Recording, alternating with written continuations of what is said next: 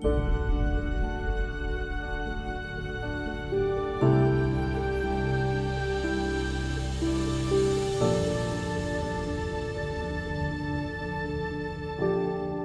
two biggest personal issues in life are both searches.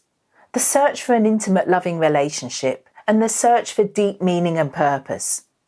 Often, wrongly, the first of these is confused with the second. They're not one and the same. A lot of people struggle to find and maintain deep, lasting love. And, as we've examined in an earlier film, there's been an abysmal lack of success in the area of personal development. Part of the problem in both cases is a lack of really good role models. But let's focus here just on love. How many of us growing up as children benefited from parents who had a wonderful, loving relationship? Was there true togetherness? Or were disagreements, yelling matches, extended periods of silence, point scoring, manipulation, major differences in approach, etc., the norm? Children are like sponges. Monkey do what monkey see. As adults, the various examples of loving relationships around us aren't great. It's therefore not surprising that many people struggle to know how to approach, build and sustain a genuinely loving relationship. The expression groping in the dark is pertinent here and remains true long after the sexual fumbling of youth has been sorted. Friends usually don't help, as they're just as confused or shut off. We all yearn to love and be loved. Falling in love is easy, but sadly, falling out of love happens just as readily. Sometimes it quickly goes wrong, becoming a chaotic mess. On other occasions, it slowly slips and fades away over time. Love commonly begins with shaky foundations. There's truth when people say they're crazy in love and that love is blind. There's often a degree of infatuation, especially when you're young. Or perhaps it's relief that someone actually wants to be with you. When you're open to love, there needs to be vulnerability. There's no guarantee you'll be loved back. And it could all go wrong. There's always a risk.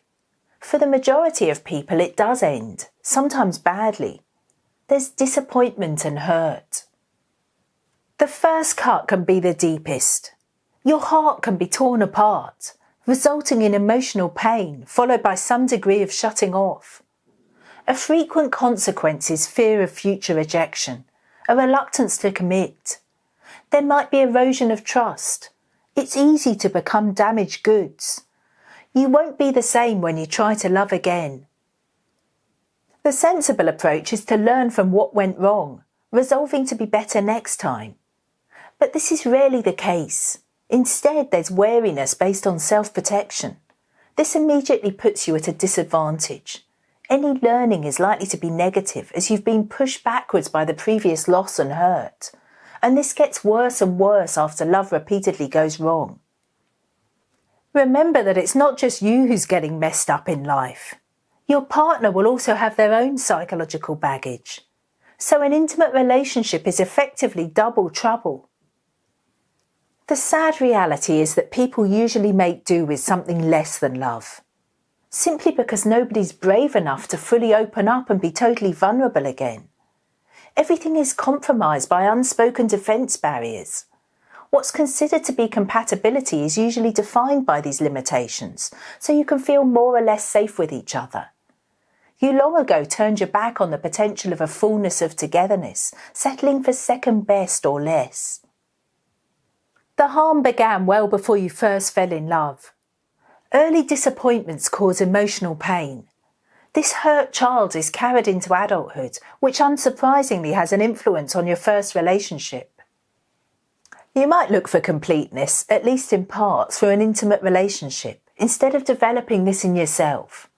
Phrases like "my other half" might sound nice, but actually indicate that some major inadequacy exists. This is displacement. Yet you expect everything to be wonderful. Such an idea is unrealistic, even preposterous.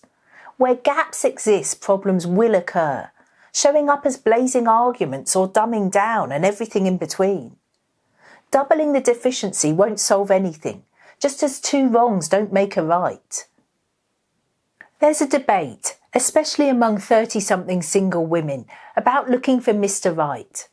Most men in this age range who haven't already committed have no intention of settling down or seeking Mrs. Right.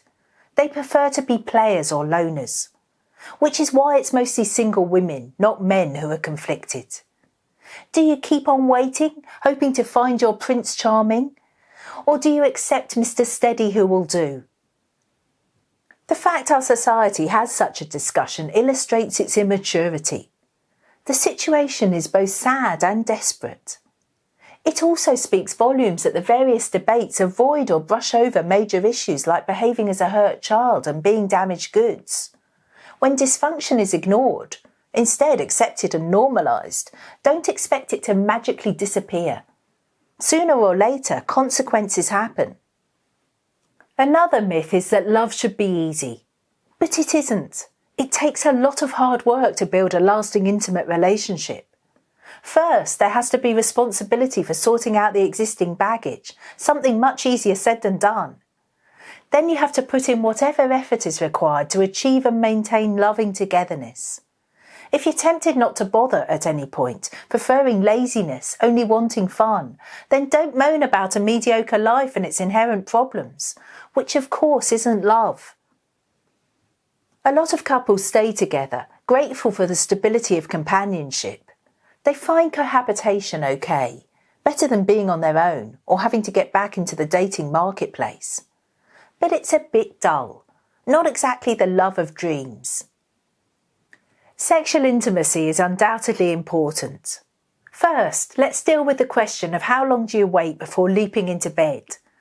Whereas there's no right or wrong answer, there is a clear advantage in first getting to know someone.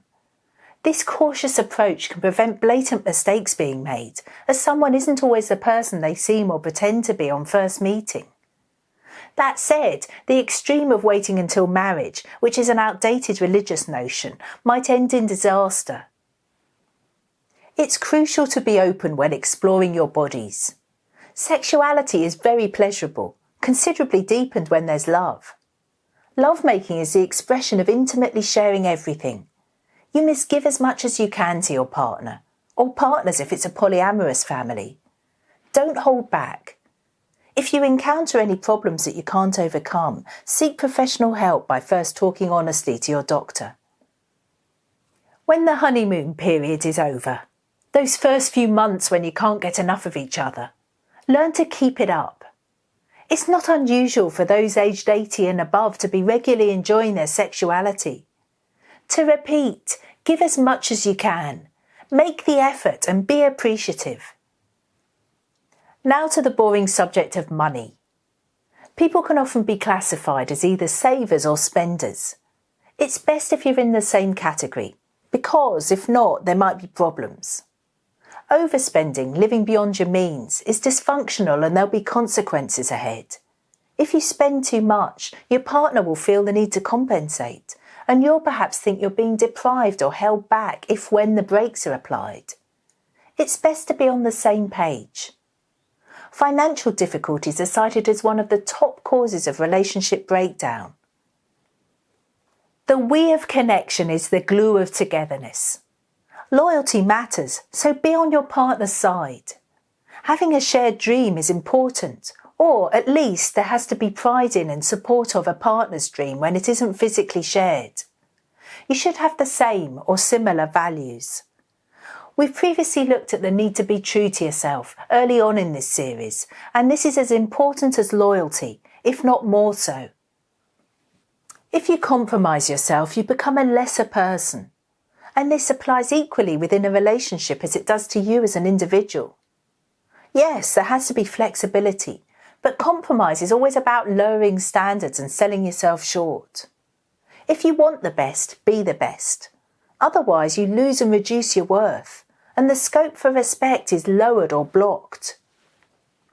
As avoidance is always lurking, ready to distort reality, please make sure you don't fudge the difference between compromise and flexibility. If you do, integrity will be lost, and this is closely associated with deep love. It's good to talk. Don't dumb down or skirt around an awkward subject. If you're happy to play with each other's intimate bits, there should be no no-go areas out of bed. Sometimes there's a need for tough talking, challenging your partner's limitations. Yes, thrash things out, but always be constructive. And be willing to admit when you've been wrong. Sort things out using logical understanding. Find the best way forwards for all. At some point you might come close to disaster. There can be lapses or a breakdown in communication. If when this happens, massively up your game. Be at your absolute best. Listen, learn, do more, repair, build back better. Respect for your partner will keep those important bits down under nice and wet or hard. And by respect, I mean deep respect. This involves a high level of worthiness and admiration. It requires honour, outstanding effort and achievement. It's the opposite of mediocrity. There has to be an integrity of purpose. You should be worthy of love rather than automatically expecting it. Relationship counsellors recognise the importance of respect, but they largely miss the point, bleating on about politeness and courtesy, probably repeating the modern superficial mantra of be kind. This isn't really respect, it's a hollow version. The relationship counsellors, who in some ways aren't idiots, waffle on about this lesser version of respect because they lack depth themselves. They don't know anything better as they're stuck within the trap of normal. A partner is probably going to be one of the main influences in your life, so you need to choose wisely. Otherwise, the relationship will be a limiting factor, a negative disruption, hindering or stopping the development of your human potential. When you're young, it's easy to let a partner dominate and push for what they want, throwing you way off course. People manipulate one another, competing to get their own way. Men still in their 20s are especially vulnerable to being manoeuvred or controlled. Meat Loaf has recently died, but he's left behind a great warning about this. Watch him perform Paradise by the Dashboard Light on YouTube. You need to see it all the way through, but the end is absolutely classic. Don't let a partner get in the way of you living your highest dream. A loving relationship should always be supportive and encouraging, not a drag or showstopper. Alarm bells should ring if there's any underhand attempt at manipulation, let alone emotional ultimatums of choose me or else. Love and insecurity don't go together, and the latter all too often gets in the way of the former. At the beginning of this film, I pointed out that the search for an intimate loving relationship and searching for deeper meaning and purpose are both important, but they shouldn't be confused as being one and the same. Unfortunately, many get this wrong. I've given an overview of essential guidance on how to be more loving, how to build a better relationship.